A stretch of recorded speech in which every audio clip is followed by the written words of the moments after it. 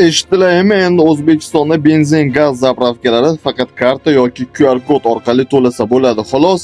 Naqd pulda esdan chiqarsalang ham bo'laveradi. Bir tomondan yaxshi g'oya, bir tomondan yomon. Meni fikrimcha tayyor bas biz, infrastruktura yo'q, bo'lsa ham talabga javob bermaydi. Juda ko'plab muammolarga olib keladi. Tasavvur qiling, menda faqat naqd pul bor, yoqilg'im kam qolgan, shunda men bankomat to'xtarishim kerakmi? Men iste'molchiman va men o'zimga qulay bo'lgan uslubda to'lashga haqqim bor va men so'mda to'layman. Bu O'zbekiston pul birligi. So'mdan atkaz qilgan inson O'zbekiston valyutasidan atkaz qilgan bo'lib qolmasmikan? Agar hamma soliq to'lashni xohlayotgan bo'lsalar, bu yaxshi g'oya. Unda har bir operatsiyani kassa orqa qilib qo'ysalar, shunda soliqdan qochib qutula olmaydi tadbirkor. Bu tizim barcha rivojlangan davlatlarda juda yaxshi ishlab kelyapti. Yana bilmadim, vaqt ko'rsatadi qaysi fikr to'g'riligini.